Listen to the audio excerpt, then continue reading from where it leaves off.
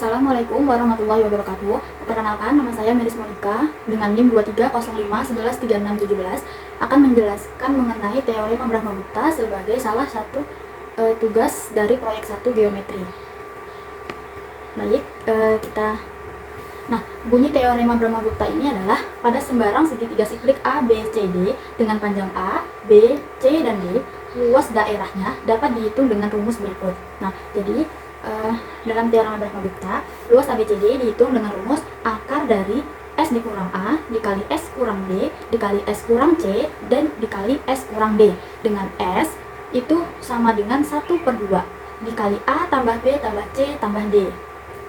Nah, pembuktian teorema Brahmagupta, misalkan ada ABCD segi 4 kali busur dengan panjang A, AB sama dengan A, lalu panjang BC sama dengan B, panjang CD sama dengan C, dan panjang DA sama dengan D, dan harga S sama dengan 1/2 dikali A tambah B tambah C tambah D, maka luas segitiga kali busur ABCD adalah akar dari S kurang A dikali S kurang B dikali S kurang C kali S kurang D.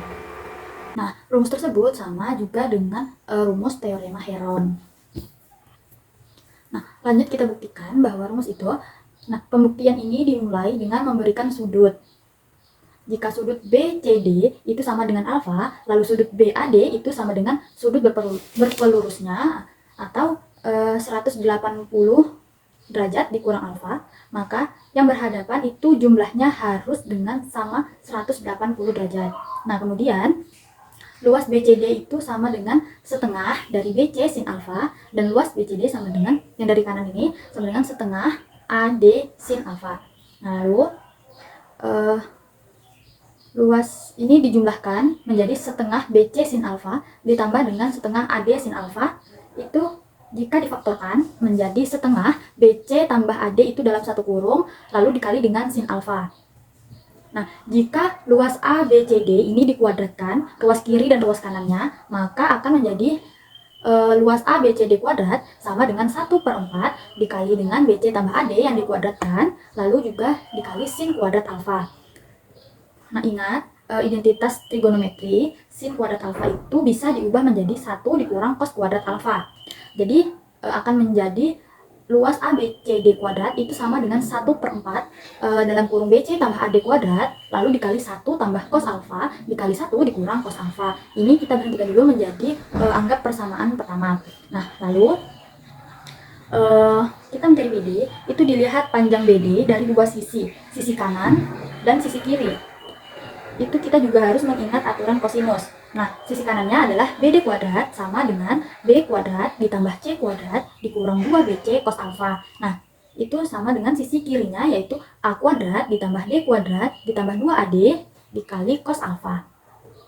Nah, lalu kita ambil bentuk persamaannya, dia menjadi 2BC ditambah 2AD ini di dalam satu kurung, lalu kita kalikan dengan cos alfa, sama dengan B kuadrat ditambah C kuadrat dikurang A kuadrat dikurang D kuadrat. Nah, dari sini maka kita bisa mendapatkan rumus dari cos alfa, yaitu cos alfa sama dengan B kuadrat ditambah C kuadrat dikurang A kuadrat dikurang D kuadrat dibagi dengan 2BC ditambah 2AD. Nah, itu kita anggap sebagai persamaan kedua.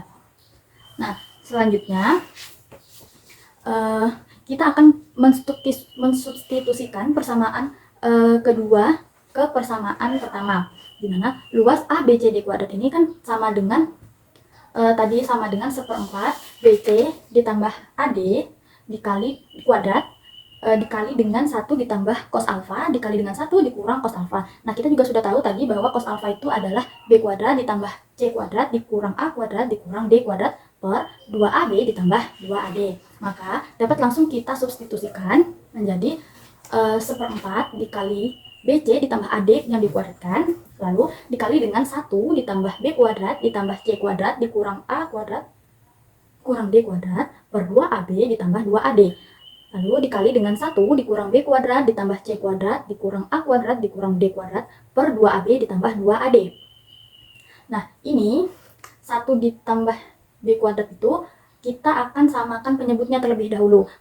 setelah disamakan penyebutnya, maka akan menjadi 1/4 dikali BC ditambah AD kuadrat, lalu dikali, jika kita samakan penyebutnya, maka akan menjadi 2BC ditambah 2AD ditambah B kuadrat ditambah C kuadrat dikurang A kuadrat dikurang D kuadrat per 2AB ditambah 2AD. Lalu dikali dengan samaan yang ini juga kita samakan penyebutnya menjadi 2BC ditambah 2AD dikurang B kuadrat dikurang C kuadrat ditambah A kuadrat ditambah D kuadrat per 2AB ditambah 2AD. Nah, lalu dari sini kita bisa mendapatkan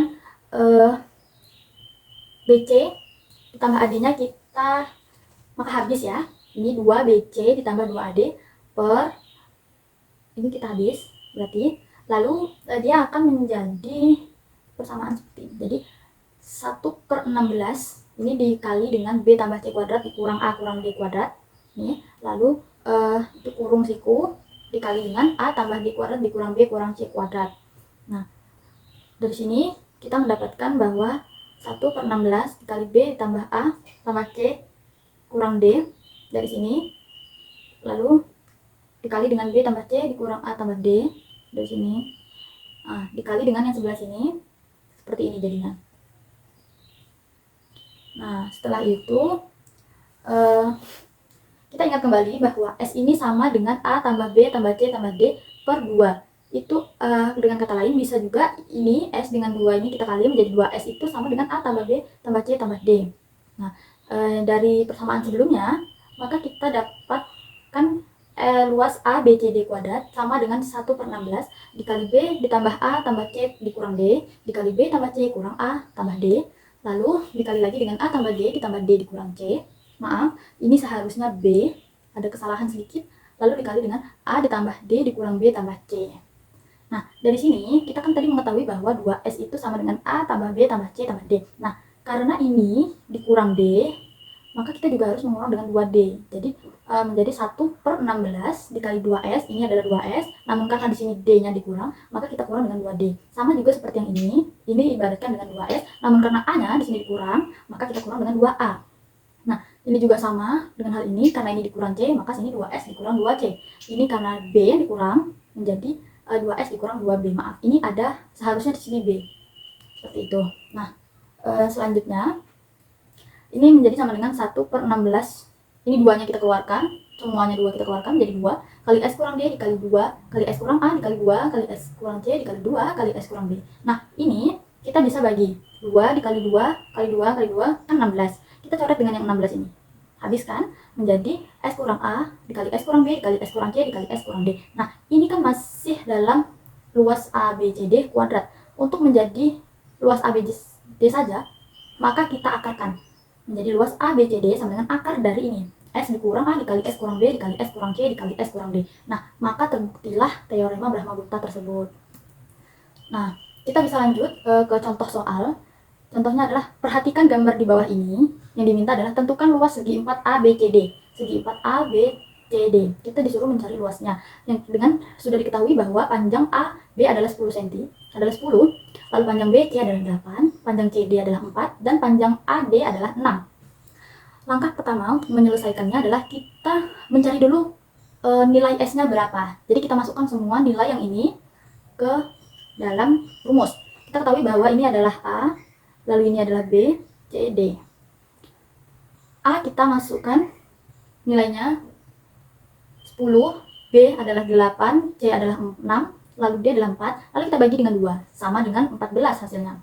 Lalu kita masukkan ke dalam rumus teorema Brahmagupta tadi, di mana luas ABCD ini sama dengan akar dari S dikurang A dikali S kurang B dikali S kurang C dikali S kurang D. Nah, kita masukkan, kita sudah ketahui S adalah 14, maka kita masukkan 14 dikurang A adalah 10, lalu dikali 14 ini dikurang B adalah 8, lalu dikali dengan 14 dikurang C adalah 6, lalu kita kali dengan 14 dikurang D adalah 4. Maka kita akan mendapatkan ini 4 dikali 6 dikali 8 kalikan 10. Nah, kita kalikan semua menjadi akar dari 1920.